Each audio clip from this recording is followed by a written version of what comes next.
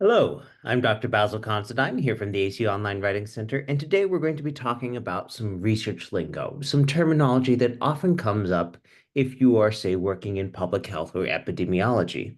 And that is to say, today we're going to be talking about relative risk and odds ratios. Now, if I present this slide to you and you say, oh, I know and understand everything on this, great. This probably is not a webinar that you need. If you're like me, and when you first saw these terms, you got them confused, then stick around and we'll be happy to explain things. So the first thing we want to do is to just delve into a quick understanding of what we're looking at. And so we'll come back to this slide, but let's say that relative risk or risk ratio is a measure of association. We're trying to figure out how strongly the relation is between two probabilities, um, which is basically, hey, we've got two different conditions, and are the outcomes the same? So if we're doing a prospective study, like a cohort study, and we're following people over time to see whether or not something occurs, let's say you have two groups of people, one at one school, one at another, and then you look to see, okay, well, this school saw this thing in their curriculum, this one did not. And what's the likelihood of their developing a disease, perhaps? So we're looking at things in relation to an exposure. Now, we don't know if the exposure is going to be a risk or protective factor. That's why we're calculating the ratio. But we're trying to figure out, okay, does the exposure drive disease relative to not having the exposure? So with that, let's compare that to the odds ratio. So risk ratio or relative risk. In concept, I think people get this pretty easily because we are looking and say, okay, this group versus that group. All right, what did you end up with? Now, the odds ratio is looking at the ratio between the two odds, as the name says. The first one is going to be a particular exposure, and another is a particular outcome. Now, it's related to risk ratios, but we're usually dealing with a different set of data. The first one, we were talking about prospective studies. Now we're talking more about retrospective, when you separate people out via the outcome and look and say, okay, well, amongst those who got the disease, how does that differ? So we're again looking at associations between exposure and outcome, but not quite the same way that we were with relative risk. Now, it's the presence or absence of that particular exposure that we're focusing on rather than membership in the larger groups. And so if we are working with this, then we're going to either way come to this table. So don't worry, we're going to jump back a few times. In this table, we have sorted A, B, C, and D. And you can see in the graphic at the top that we have outlined a particular focus here. Our first column here is the people who got the exposure.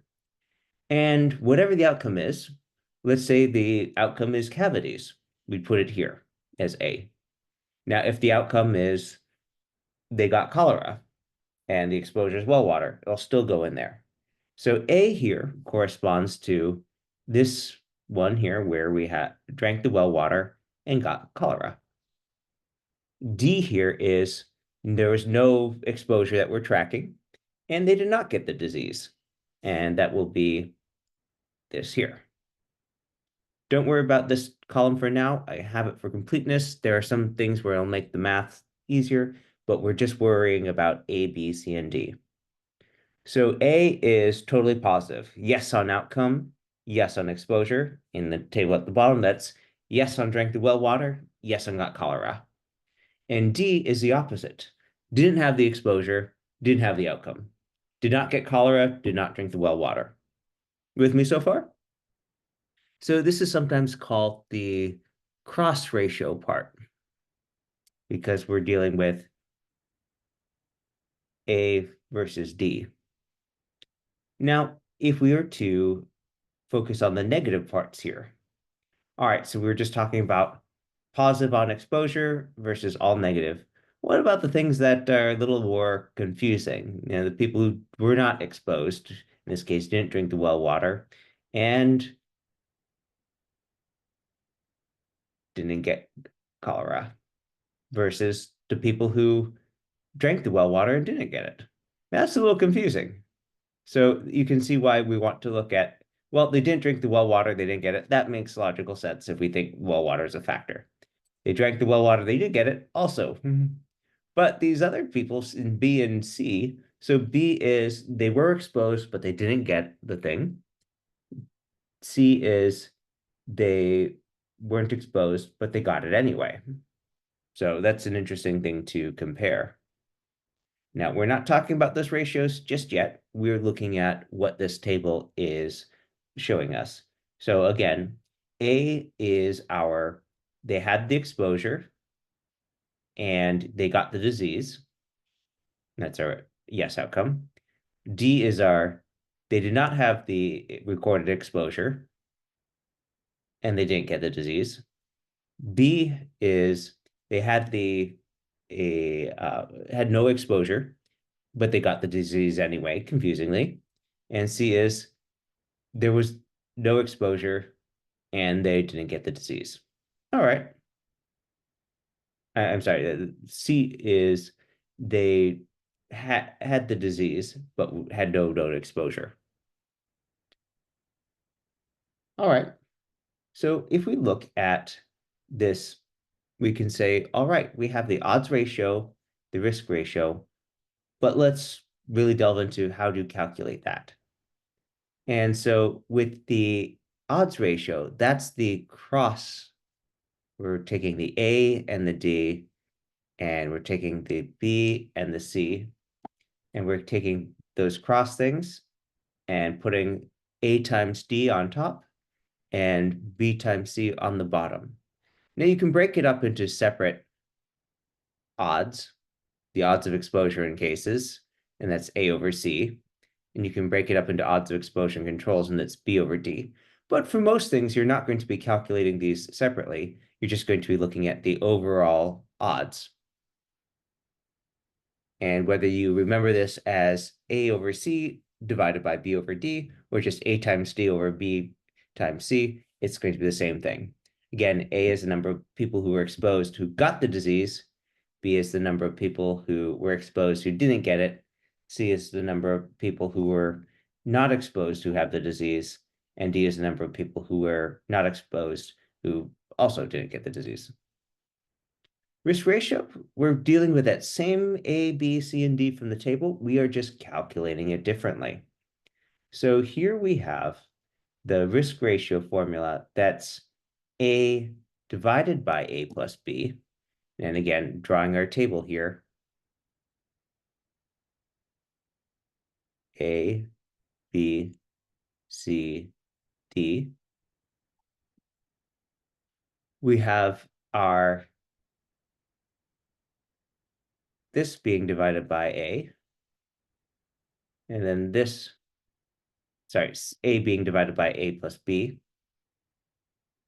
And C being divided by C plus D. So with the risk ratio, we're looking at the relationship between the disease rates amongst the exposed and those amongst the unexposed. Same basic information. It's just we're looking at a particular mathematical relationship here between sets of the data. So how do you interpret it? Fortunately, it's all comes down to the numbers, because in either of these, if the risk ratio is 1, like exactly 1, then you have the exact same risk of disease whether you're exposed or not. In the odds ratio, that's going to be 1 is going to be, well, we have the same odds of exposure in, I'm sorry, that's an error here. That should read odds of disease.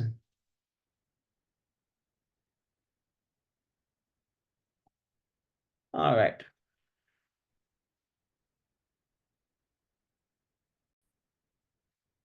So what do these mean in practice?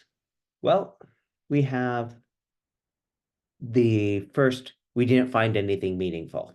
And now it's not always exactly one, but if it's pretty close, like 0.999, then we're like, okay, well, there might be some little oddities here, but overall, it's looking like it's really not important. But if we have a risk ratio that's greater than one, and especially a lot higher than that, then we say, okay, the exposure is positively associated with having the disease, and therefore the disease could be a risk factor. And the higher that number goes, the more it seems likely. Now, if the risk ratio is less than one, then we say the exposure is negatively associated with having the disease. And so, whatever the exposure is, it could be protective. That could be masking, it could be washing your hands, it could be vaccination. We can track all sorts of exposures this way. But it comes down to what do the numbers tell us with the data set we have? Now, with odds ratio, again, if it comes out to one or pretty close, then we say, well, it doesn't look like there is an association between the exposure and the disease. But if the odds ratio is greater than one, especially if it's a lot greater than one, then we're talking about how the odds of exposure amongst people with the disease is much higher than the odds of exposure amongst the controls. And so it looks like exposure could be a risk factor in getting the disease. In contrast, if you have an odds ratio that is significantly less than one, you're saying the odds of someone who has the disease having been exposed is lower than the odds amongst the controls. And so it looks like exposure could be a protective factor as opposed to a risk factor. Again, you might talk about vaccines, masking, distancing, hand washing, early exposure. The formula doesn't care what it is, so long as you count the things.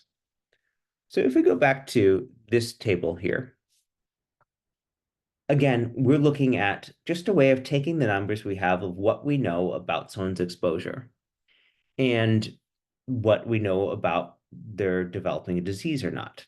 This is only as good as the quality of the data that you feed it, and generally minor issues with quality become less significant the more cases you have. So generally, sizes are important here. But we're coming back to this and say, all right, first you need to know how to create the 2 by 2 table for exposed and unexposed versus whatever the outcome is, yes or no. It could be has the disease, doesn't have the disease, especially in public health.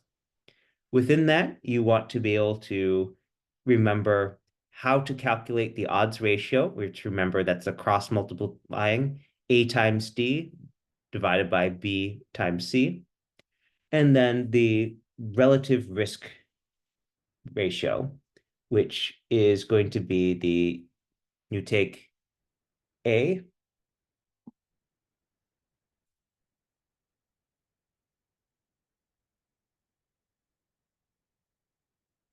and then you divide by A plus C for the outcome rate for the exposed. Then you take B and divide by the B and D. All right.